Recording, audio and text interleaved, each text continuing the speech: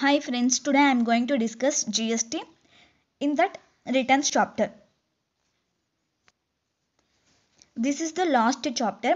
I already posted the remaining chapters. Okay. And see the first returns. In that GSTR1.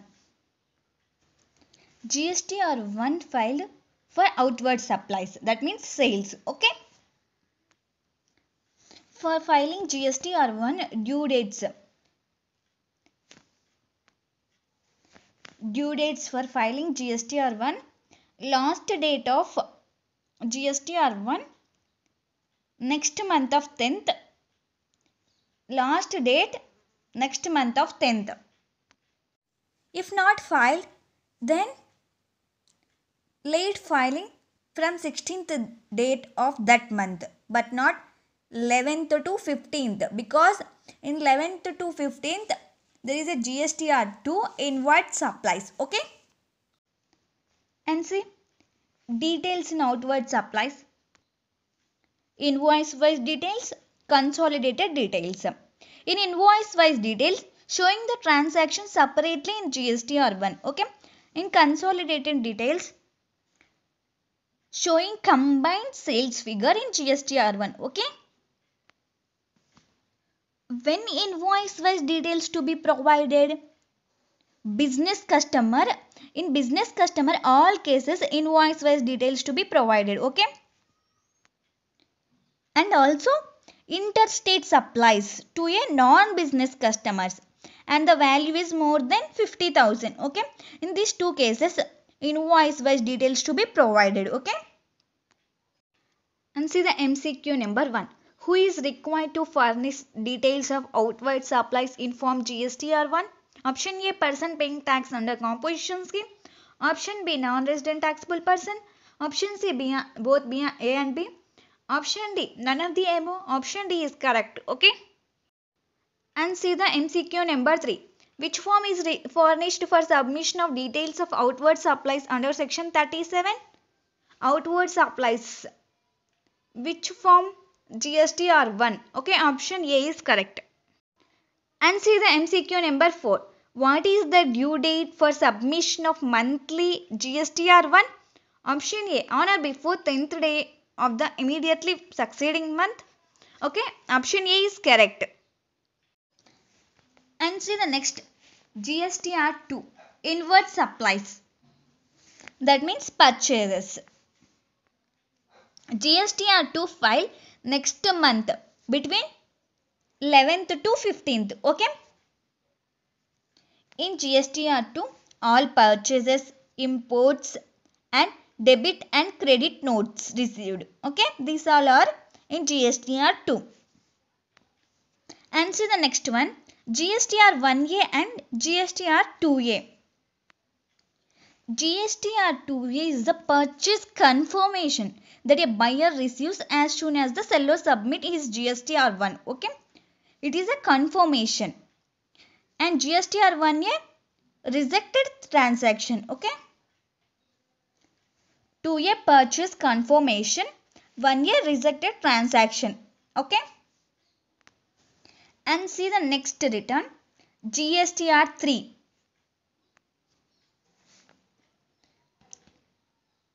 Is the return that needs to be filed for paying GST liability. And due date 20th of every succeeding month. Okay. And GST3 cannot be filed without paying the GST liability. Okay. In other words, first one need to pay the tax due and only then they will be able to file the GSTR3 return. Okay. And see contents of GSTR3. GSTIN, name of the business, turnover, outward supplies, inward supplies, RCM supplies, ITC details, tax liability and interest. These are contents in GSTR3. And see the next GSTR3B. It is a temporary alternative. GSTR3B is filed when GSTR1, 2 and GSTR3 could not be filed due to technical reasons. GSTR3 being summary return. It is a summary return. It has to be filed electronically online. GSTR3 has to be filed even after filing GSTR3B. Okay. GSTR3B, any mistakes, the mistakes can be corrected in GSTR3. Okay. This means government asking to immediately file GSTR3B and pay the taxes and later file regular returns like GSTR1, 2 and 3. Okay. And see, there is an amendment. Returns to be filed by registered person. According to section 39, returns to be filed by registered person. See, in this amendment, GSTR3 not a monthly return. GSTR3B monthly return. Okay. And see the next, GSTR4 quarterly return. GSTR4 is the return applicable for composition dealers at flat rate. Okay. GSTR4 due dates 18th of every succeeding quarter. And see, in composition scheme there is an amendment. See, in earlier quarterly return GSTR4. Quarterly return GSTR4. But now amendment, pay tax on quarterly basis by simple challan or form, that is GST CMP 08. Okay.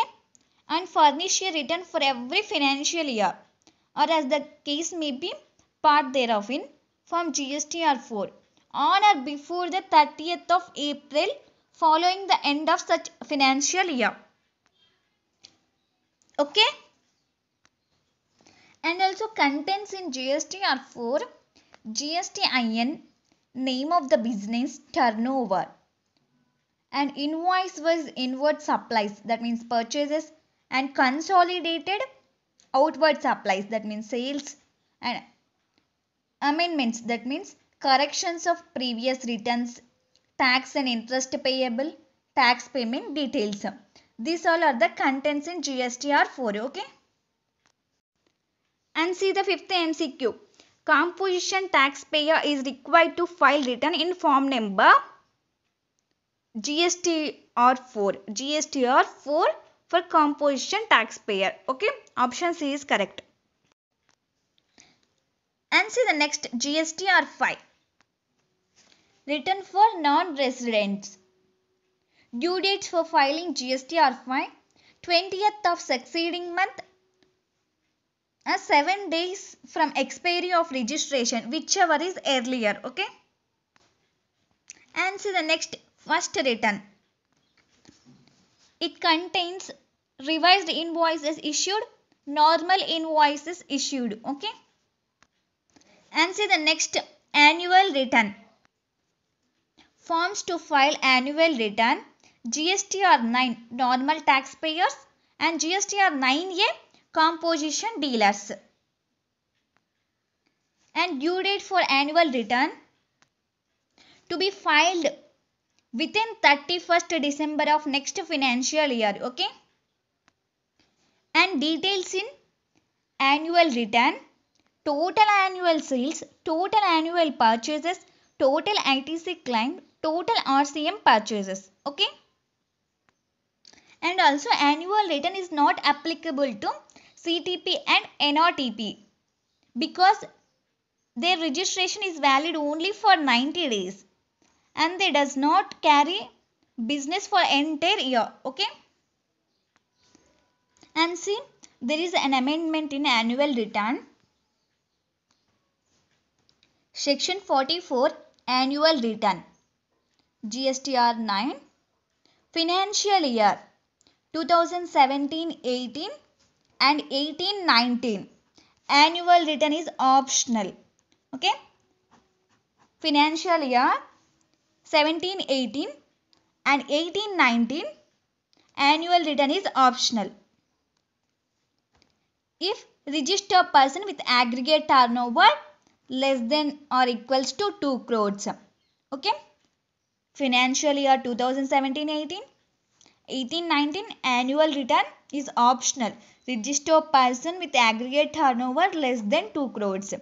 Even though not furnished, it deemed to be furnished. Okay.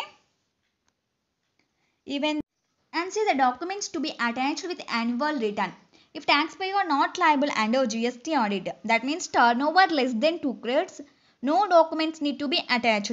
And if taxpayer liable for GST audit, that means greater than 2 crores turnover, then audited financial statement and reconciliation statement. These two statements must be attached with annual return. Okay. And see the MCQ number 6. Which of the following are not required to file the annual return? Option A, input service distributor. Option B, casual taxable person. Option C, non-resident tax person. Option D is correct. All of the above.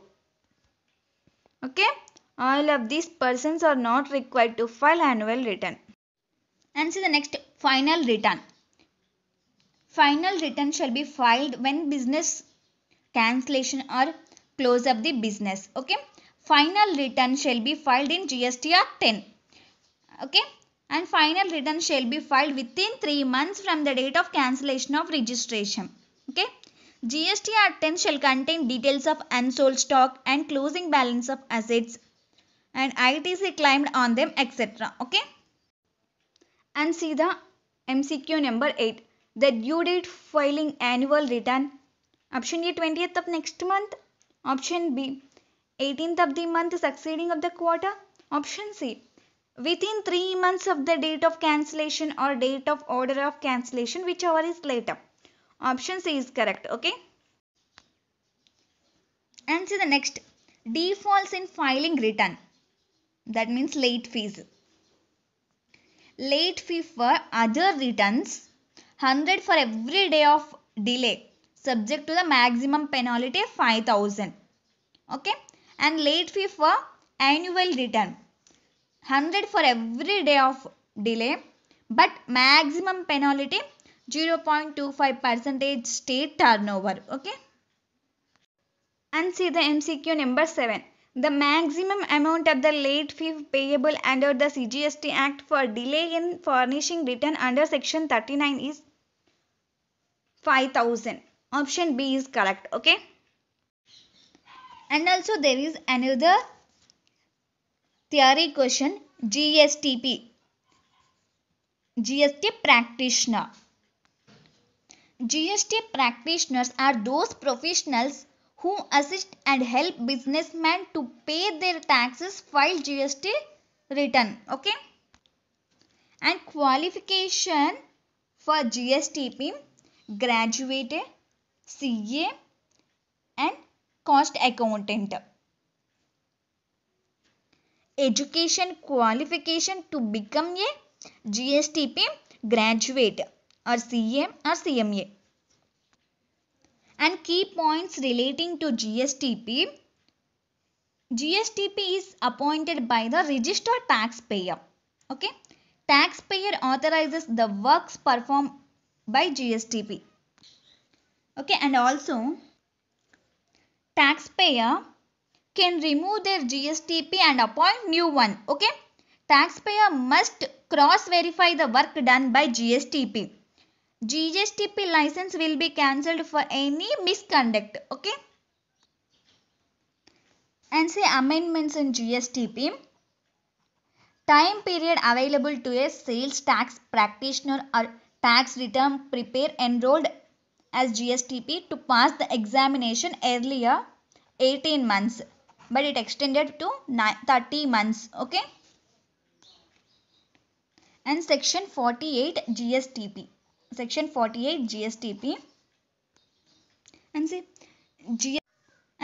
GSTP is appointed by the registered taxpayer now for the purpose of furnishing the details of outward supplies under section 37 and the details of inward supplies under section 38 and the written under section 39, 44 or 45. Okay.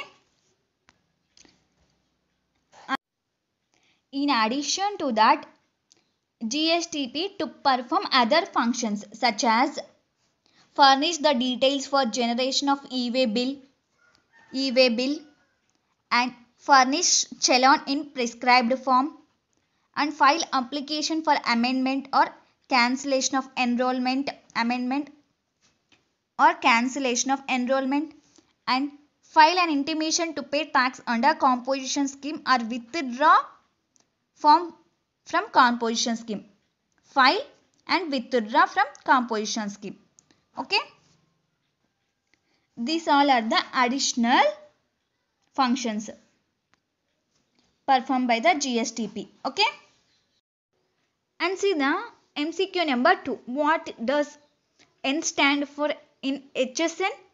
Option A, network. Option B, nationalization. Option C, nomenclature. Option C, nomenclature is correct. Okay. And see the 9th question. Mr. X, a regular taxpayer, did not make any taxable supply during the month of July. Is he required to file any goods and service tax return? See solution. A regular taxpayer is required to furnish a return under section 39 for every month, even if no supplies have been effected during such period. In other words, filing of nil return is also mandatory. Okay. Therefore, Mr. X is required to file monthly return even if he did not make any taxable supply during the month of July. Okay. And see the 10th question. If a return has been filed, how can it revise if some changes are required to be made? See the solution.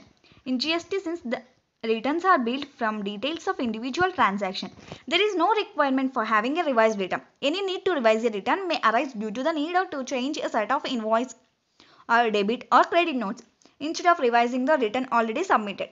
The system allows changing the details of those transactions, that is invoices or debit or credit notes, that are required to be amended. They can be amended in any of the future GST R1 in the table specifically provided for the purpose of amending previously declared details. Okay. And see the section 39 subsection 9, omission or incorrect particulars discovered in the returns filed under section 39 can be rectified in the return to be filed or for the month during which such omission or incorrect particulars are noticed. Any tax payable as result of such error or omission will be required to be paid along with interest. The rectification of errors or omission is carried out by entering appropriate particulars in amended tables contained in GST R1. Okay. Okay friends, I hope returns chapter is clear for you. Okay. I finished all the chapters in GST. Okay. All the best friends. Do well. Prepare well. Bye friends.